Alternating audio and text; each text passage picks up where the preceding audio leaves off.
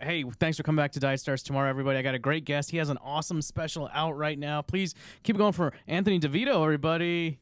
Thank you, guys. Mikey's got to get. We got to get a soundboard. I think. Yeah, I think you need a soundboard. I think it could be good, right? Absolutely. Because Mike is in the other room. Yeah. So you really don't. I mean, I know he's got stuff to do. He said he's not going to be chiming in with the voice of God. He saw me coming in. He's like, I'm actively not listening to this. He hates your guts. He does. He did say he did slip me. We got those clips from earlier. He did slip me a note and said this will be one of the worst hours of your life. He's not wrong. Grill me, goddammit. Ask what you will. Yeah, I think a soundboard would be fun because you don't know when the sound is going to come from the other room. Yeah, that's kind of a surprise. So that's a fun surprise. That's not bad. Okay, we'll do that. I think we can do it on there. We'll get it on. You listening, Mikey? Of course. Put it in post. Add all the soundboard in post. That's not bad. See how that goes. But yeah, congrats on the special, man. I watched it. It's very funny. Thanks, I liked it a lot, man. We were talking outside. I was like, it looks like an HBO special. It's Thanks, like, the lighting's fantastic. Yeah. Like, how long? How were you touring with that for like a year or so before? Like, what was probably like 3 years. 3 years. I think, wow. just going, just whatever podunk rooms that I headline. Yeah. And then. You're doing well, man. Thanks, man. And then opening. I mean, honestly, like the opening for people that have their own audience, and that audience is primarily like a comedy nerd audience. Yes. That was really helpful because that the other crowds, you need them because like the jokes have to work for everybody. Or you want them to, at least I do. Yeah. Or work as best they can for everybody. Some you're just not, you know what I mean? You're going to go, okay, that's not for everybody. Exactly. But at the very least, you'll be like, that was technically a joke. Yeah. That's all I can ask for. That's all I can get. But the comedy fan crowds, they really teach you like what jokes are original, and even if it's like something that's not working out there for everybody, they're the ones that go, no, you have something unique on your hands because we watch and hear a lot of comedy and we haven't heard a premise like that. So run with that. So it was a really good, I was lucky enough to have this balance of like opening for some bigger names that had their own audiences, and then checking myself at like a brewery in Connecticut for I remember I did one show where like a guy I don't know if the guy lived.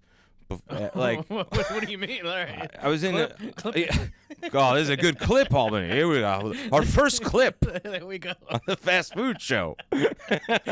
We won't talk about food at all. But I was doing a casino in Wilkes-Barre, Pennsylvania, and before the show started, it was this guy just dropped. Wow. And they had to wheel him off. And this was like a couple minutes before the show started. So I was like, naturally, I was like, well, I mean, it feels like we're not going to regroup here and do the show, right? And like, it was like the WWE when like Owen Hart dropped from the rafters and they were like, we got a show that like the Intercontinental match has to go on. That's how it felt. Like, and there was just a weirdness in the room. And they just took him out? They took him out. Who knows what happened? I mean, you got the luxury of it's a casino, so they're used to shit like that. Yeah. So they're like, this is like, this is going to happen once a night or whatever. Also, they're probably like, this guy could be trying to get out of debts. Like, who knows? You never know. Going a fast one, yeah. Like, but yeah, so it's those kind of gigs, and then it's like, you're at the Chicago Theater opening up for, Stavi or whatever. That's awesome. Yeah. No, it's a mix, man. It's like, but it's cool. 'Cause, I mean, I can tell like you've been honing the jokes and stuff, and that's really cool, man. It looks great. It was very funny. So congratulations. Thanks. Yeah. Shout out to Open City Architecture. That's my best friend from college who designed the set, and Mike Burbinskoy who directed it. They both had like real visions for how it should look, and they knocked it out of the park. And that's awesome, man. Yeah, I got lets you just focus on the jokes and stuff. Yeah, it puts you at ease too, and also it's like I don't know we'll delete all that. We're not trying to get murdered. Keep it. Send it to me privately. I fucking what was I saying? Yeah, so because the environment's different, you feel like it's special. So I think it just does something to you psychologically that you're like, oh, this is a big night. It feels good. Yeah, it feels different than a regular different. Show. Exactly. Yeah. Yes. I gotta ask, since it is a food podcast, what'd you eat the night? Do you eat before set or after set? What a smooth transition, dude. That was slick, we're pros. Man. We're pros. Hell yeah. I also will say this before the pod started. He was very worried that he was blending into the couch. I thought I would. I don't know. Concerned. As if, and what if you were? You're going to run out and get a new outfit? That's unbelievable. I would have just switched with Mikey, and I would have done the pod from that side. We're going to sit on a stool the whole time? It's a brown stool. Mikey, what's going on in here? There's a brown stool, a brown couch, a brown curtain. He's trying to make this pop for you. He's trying to construct a theme, goddammit. That's why I wore a pop of color here. No. It's not really. It's all black and white. But anyways. It looks good together. Thank you. Yeah, man. Food. What did I eat? I didn't eat much, actually. Are you not a big before show eater? No, I'm not a big before show eater. Yeah. I have to have a little something, otherwise I can feel myself get too not faint, but too jittery. It does affect I like to be a little full because I think I operate best when I'm there's a little sleepiness to me. I think that causes a calm in me I like that. That seems to be like where comedically I operate best from. So but specials, big nights like that, I always get a massage as close to showtime as possible. Okay. And that really puts me in a very, very sort of just like super relaxed place. Yeah. I mean, I don't know how much the director loved it because I was just gone. Nobody could show up. nobody could find me. It really was this. So my wife was one of the camera people, my wife Julia, and there was I think 20, the doors were open. I was nowhere to be found. I was in Queens getting a massage. You were in Queens and you filmed it in Brooklyn?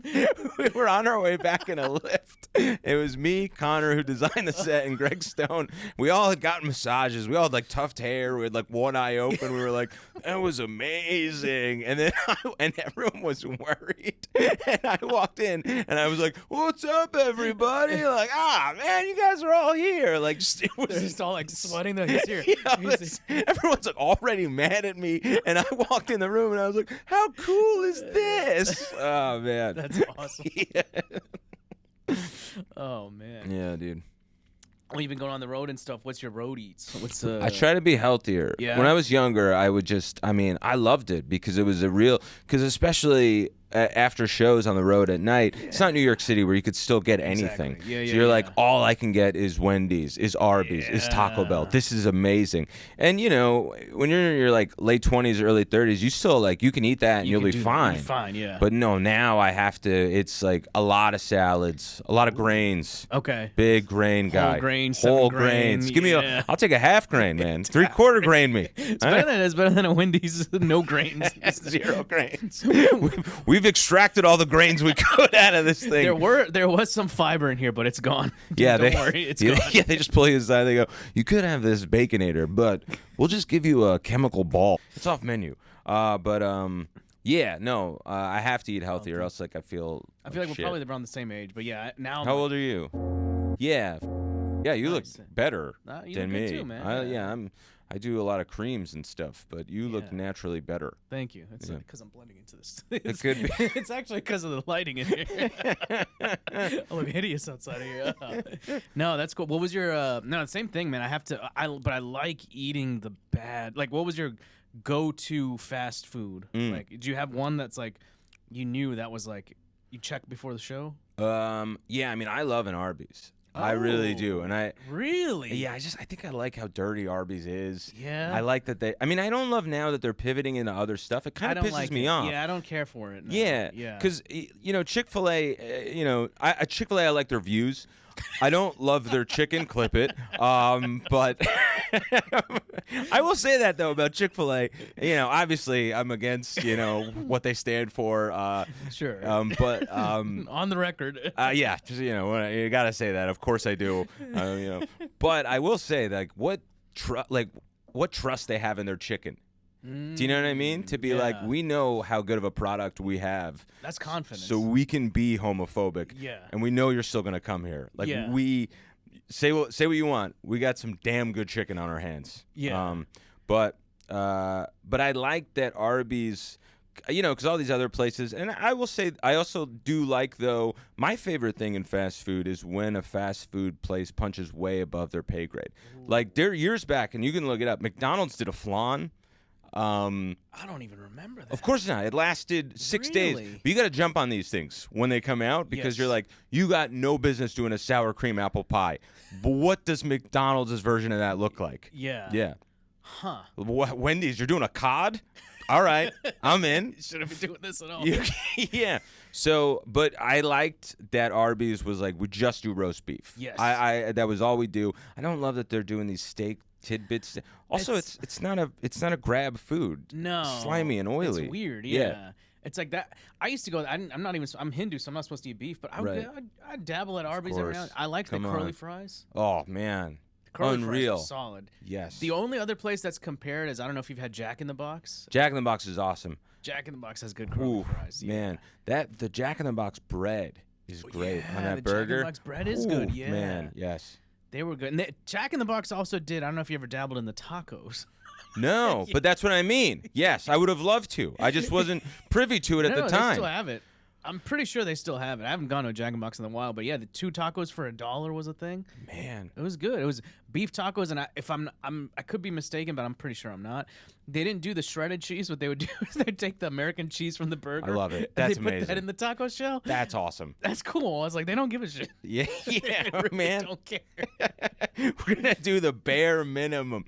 Yeah, because Jack in the Box, I don't know, it's not everywhere. No, it's just in the South, I feel like. Yeah, it was. My first experience with it when I lived on the West Coast in my early 20s. Where'd you live? LA or? No, I lived in Hawaii. Oh, really? Yeah, Hawaii and then Portland, and they had them there. To Hawaii specifically, because like we lived in this apartment that there was a Jack in the Box right next door. So that was my nice. like. I don't know if they were doing tacos at the time. Maybe they didn't have the factory. They weren't. They didn't realize you could just use the sliced cheese and put it on a tortilla and it'd be a taco. Yeah. That's cool. Oh yeah. I wonder if there's any like unique Hawaiian like menu items like Spam or. Yeah, man. I mean, Spam. Yeah, like L&L barbecue. There's one in New York now. Oh, really? That's like a fast foodie Hawaiian spot, like a chicken katsu. They do. I didn't realize this when I moved there. Like Hawaiian cuisine is like similar, like barbecue cuisine, where it's like the side is always like man, what is it, like macaroni mac and cheese, like a casserole? Now was when it's like mayonnaise. What's that? Macaroni salad? Macaroni salad. Yeah, it's always like a macaroni salad with like chicken katsu.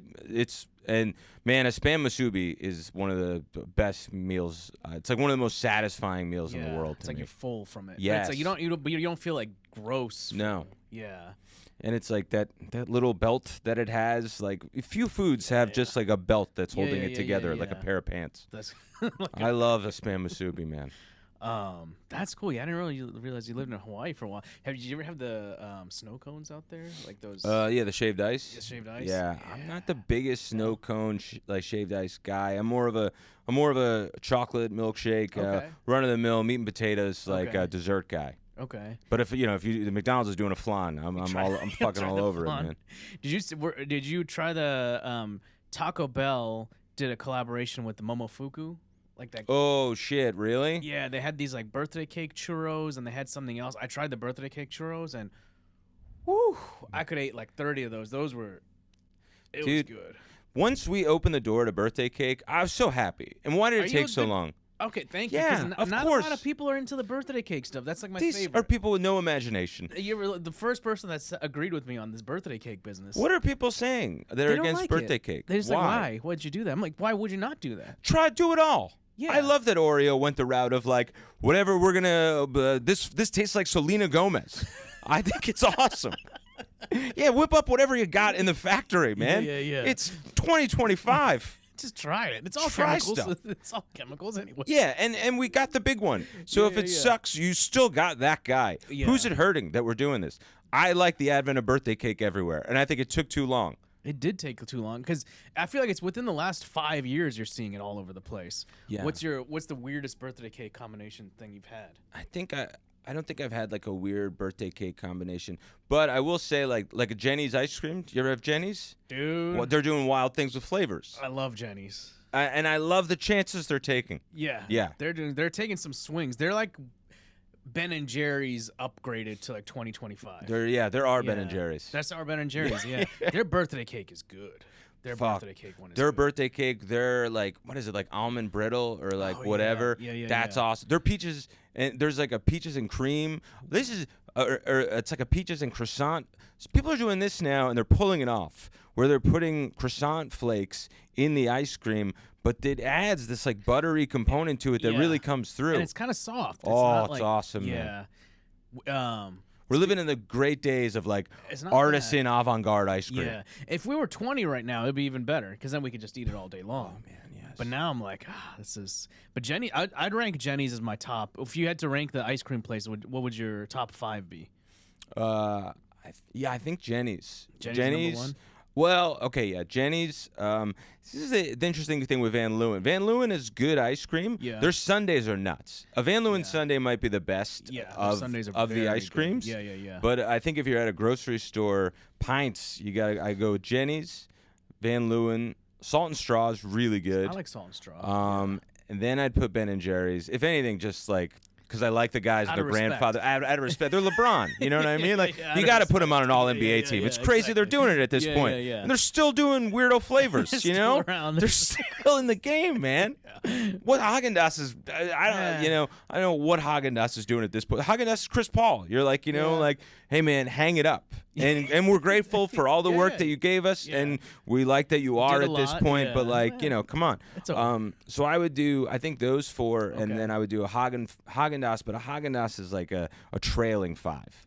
What flavor would you do on a Haagen-Dazs? I like they have like a caramel cone. It's like a. That's not bad. That's a good one that they do. That's not bad. I like.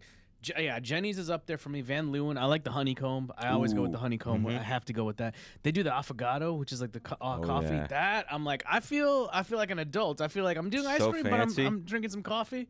It makes me feel a little less guilty about it. But then I'm trying to think what else. I like a TCBY. That was like a big Southern thing. Oh man. TCBY was good. I would do the birthday cake everywhere, flavor wise, but then they would do a cotton candy. So now it's like cotton candy. You get one spoon in, and you're like, all right, it's over. I get the idea. Yeah.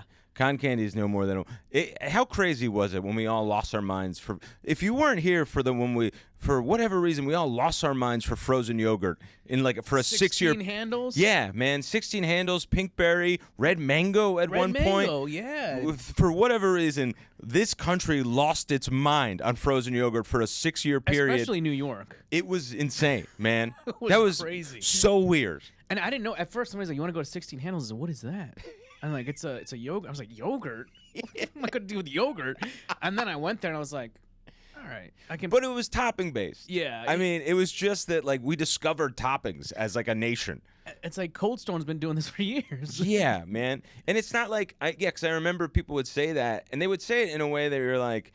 TCBY never existed. You know what I mean? We're like, I've had frozen. They would say in a way like, you got to try this new thing, like frozen yogurt. And in my head, I was like, they must be doing new stuff to frozen yogurt. Now it's different. That's great. And then you get there and you're like, oh no, now they're just offering the works you could throw at this thing. And then you do it yourself.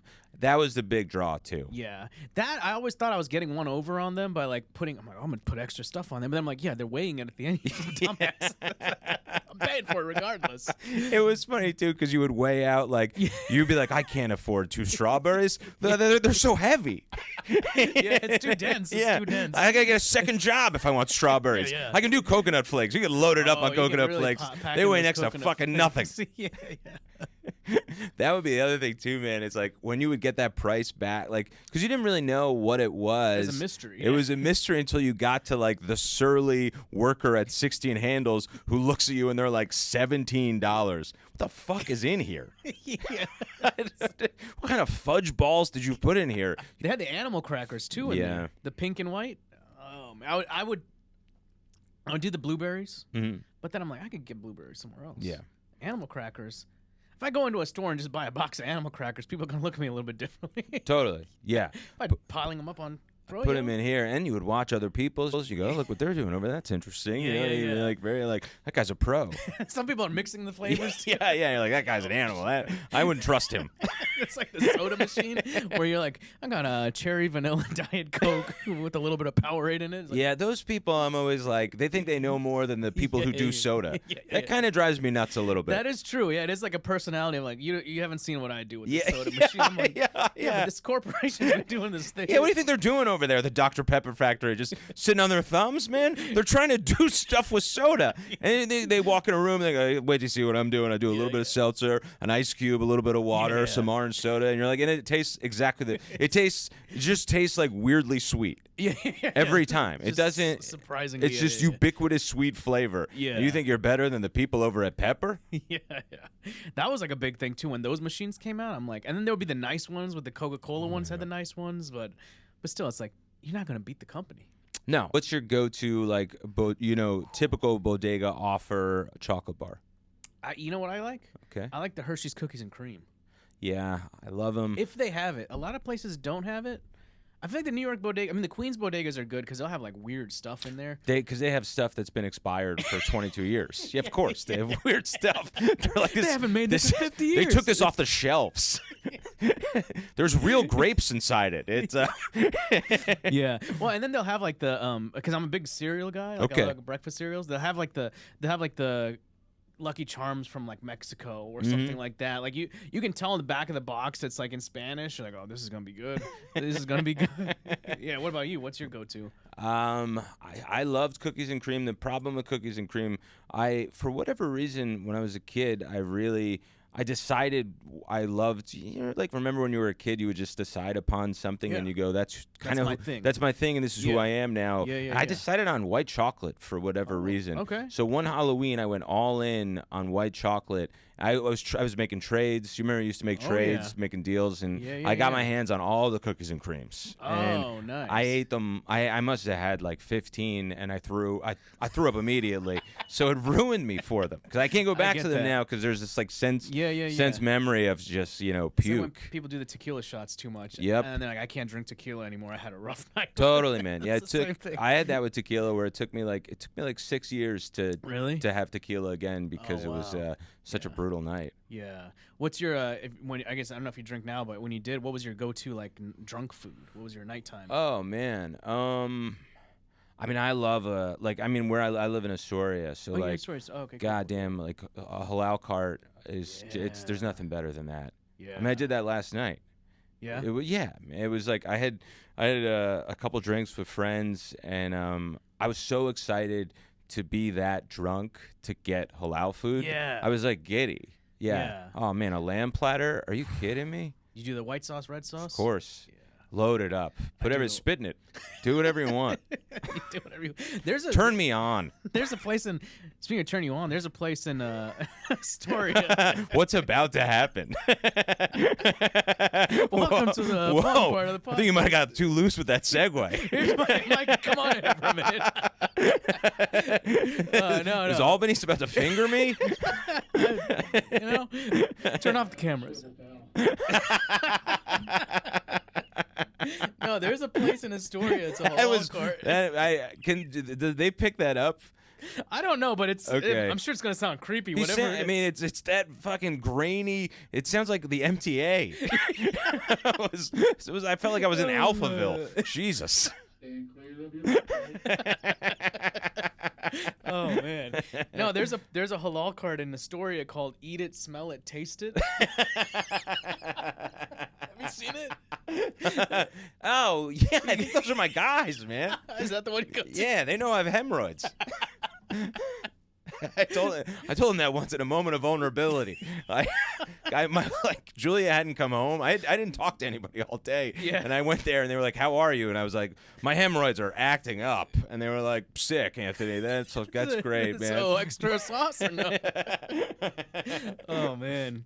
The best halal cart, Joe from New York Comedy Club put me onto it. It's called Santa Halal. Okay. It's on 14th Street. All right. Very good. Okay. But it's like I feel like it's like one of those things that you just have to be in the moment to grab it, and it's like good. If you're like in the mood for it, most of the carts are good. I feel like. Yeah, though the ones like the halal guys or whatever that are by Broadway or like what there's always a line like that. Yeah. It is unbelievable, and they are doing a different thing with the chicken. Yeah. I will recognize that, but that's a different brand of it, I would say. I used to when I lived in Jersey, we would take the train in every now and then just to get that.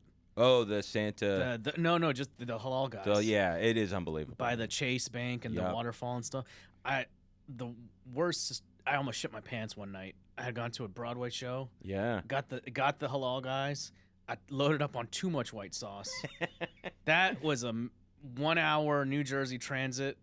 It was rough. That's a battle. That was rough. Isn't that fun where you go see a play and you're like, I'm this guy now, and then you're like, I'm also gonna shit my pants tonight. The boy don't always contain multitudes. I was on a date and like this is the second one time I did shit my pants on it. This time I did not, but it was a different girl date. We had gone and I was like, let's get this. This is great. And then the rest of the trainer, she was talking and I was like, you ever get that point where you can't talk? Mm-hmm. I was like, please stop. I'm like in my head, I'm like, I can't do this. Yeah, because you're like, it's like load management. Where you're like, I need every bit of my body to hold in this shit, and if I listen, it's going to be a problem. Yeah. If any bit of muscle just takes away from whatever is keeping this thing in here, it's over. Yeah. Oh man, it's tough times. That's at least, I would say, at least once a year. Once a year, I will either have shit my pants or be on the precipice where it is that flop sweat the whole deal. Yeah, I like it. Oh yeah, I like when you get to that sweating point. You're like, whatever you did is worth it to get, as long as you make it home. Yeah, I would also do. I liked it because everything goes away. Yeah. Whatever problems you have, it's very meditative. It's like a Zen state. It kind of is. Like whatever you were worried about, nothing matters but not having to buy new pants. Yeah, and that's it. Yeah. That's a good way to look at it. I like that. I feel like if you're over the age of 25 and you haven't almost shit your pants at least once, of course, you're not living right. Nah, you're not doing anything right. You're too sensible. You're being too responsible. Exactly. Because there's a time to be responsible with your body, and your body makes you do that. Yeah. But before then, oh my God, treat this thing. Yeah, just use this. Drive this thing to the ground. Come on.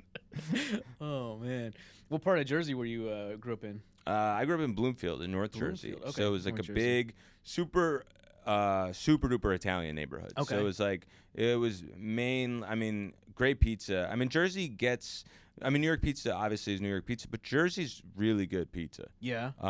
So it's a lot of Italian food. Not really. Now it's more mixed, but at the time, especially where I grew up, it was like conservative Italians. Okay. Like I didn't have a Thai. I didn't know there was Thai food. Okay. For a long time. Yeah.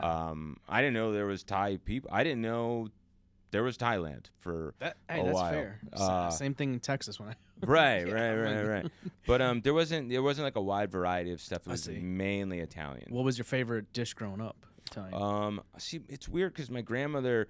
Because I grew up with my grandmother in home, and she primarily raised me. My mom worked, and she cooked every night. Nice. And it's interesting because she had 4 daughters, and her daughters, the relationship with a mother and then the relationship with a grandmother is very different. Sure. When like a child to a mother, you're like, well, that's gospel. That's they're my caretaker. Yeah. With a grandkid, you're like able to kind of look at them more critically, because they're not like this infallible person who birthed you into the world. Yes. So you're just you're a little bit more removed. She was a horrible cook. Her daughters would be like, "Oh my God, her cooking." I'd be like, "What are you guys crazy?" She put peas in everything. None of the things. It made no sense. Yeah. She because the stereotype of the Italian grandmother is this like unreal. One of my aunts could not eat vegetables if she saw them. She had some kind of phobia. Oh. So my grandmother, she would make soup every day, but she had to strain the soup into a puree. So it was just this like strange liquid that we would have every night so that she could get nutrients into her youngest daughter. Oh, interesting. Without her knowing. Yeah, without her knowing, exactly. So for a long time, like I had never seen chicken soup with like chicken in it. It was all so strained. Yeah, it was vegetables like it's like what poor people eat in the future. Yeah, in the future. It's just like colorless liquid. Cubes of vitamins. yeah. It was like Snowpiercer stuff. Yeah. But yeah, she really was liberal with peas. I really couldn't understand it. But some stuff she made, my favorite dish, and it was a Southern dish, and I don't really know how it sort of got into the family, but she made corn fritters. Ooh. Did you have those in Texas? Yeah. Yeah. Yeah. Man, though Good. she would make them once a year for my birthday, and it was the greatest. I love corn fritters. Yeah. Love them, man. Corn, also going back to the ice cream thing a little bit, I feel like no one's really nailed it with corn and ice cream yet, but I feel like we're getting closer. I think so. I feel like, did Van Leeuwen have a corn flavored? Everyone's tried it. Yeah, no, but nothing stuck. Nothing stuck. But because I remember years ago, I was so excited because corn for me hits that sweet spot of like it's sweet and salty. Yeah. It is. I think it's my favorite food. Okay. So in ice cream, I was like, oh, I'm so excited, and it was a bit of a letdown. But anywhere that has it, I will try it. Sure. And we're getting closer and closer, which is exciting. I think eventually. I mean, like they're getting better with the flavoring, and corn makes sense because it is the saltiness and the sweet. So theoretically, I'm like, this would be perfect for ice cream. Yes. So maybe you need like a salty ice cream, like a salted caramel or something. Yeah, I think it's got to find its running mate. That's what I think. That's what it is. It's just it needs a complementary player. Because they do like, you can put the tahini and all that on the corn and stuff like that. So maybe a spicy ice cream, something like that. Not opposed, man. Mikey's got an ice cream business idea. We'll have to talk to him afterwards. What's his business idea? I forgot, Mikey. What's your business thing? He's busy. I do like the idea that he'll just like not be there. That's hilarious. No, this has been fun, man. We got to wrap it up quick in a bit, but I got one question for you. But before I do that, you give your plugs. Where can people find you? Oh man, yeah, follow me on Instagram at comedian Anthony DeVito, and watch my special Straight Hoopin on my YouTube channel. Thanks if you do watch it. Thank you. Yeah, leave a comment, share, send it to like 3-4 people each. That'll help. Yeah, that's great. I'll be good. I like to end on it now. We talked about it earlier. What's your favorite rom-com? Oh fuck. Okay. He took some notes. I had forgot it. No, Clueless. Clueless. Yeah, man. I had never seen Clueless until like 6 months ago. Oh, I was blown away. Yeah. Yeah. I mean, I've it from the big scenes of it. Yes. But man, Clueless is a great movie. It was a fun one. So funny. Yeah, it's good. It still kind of holds up in a weird way. Completely holds up. I watched it 6 months ago. I was calling my wife in the room, and I was like, "You guys sit down. Like, have you seen Clueless?" She's like, "I've seen Clueless. Like, were you in prison for a while or something?" Yeah, of course I've seen it. Man, Clueless has like whip smart jokes, and then like, man, I really think they do young love the best I've ever seen in a movie that doesn't get too in the trenches of it, but like really, that feel. You get the feel. You get the feel of like pining. I think Clueless does pining better than any other romantic comedy. Yes. Yeah, I love that pining feeling. That infatuation, that pining, that longing, and then that euphoria. That sort of eureka moment of like, holy shit, I'm in love with my best friend. Yeah. That I think, most people have experienced that, and it kind of hits you like a truck where you're like, oh Jesus, wow, it's gonna be weird. It's gonna be a little weird now. Yeah, after it's like that glass shattering moment. Yes. Yeah. After that, that's a solid movie, man. I might do a rewatch of that. It's great. That's not bad. Great. Yeah, but no, this was so much fun, man. Thank you, great dude. time. Yeah, man. come back anytime you want, man. This is great. Follow us at Diet Starts Tomorrow Pod, and thank you. You can cut Mikey if you're still even in the room. Long gone. He's with his family. All right. Well, we're Thanksgiving. We're selling.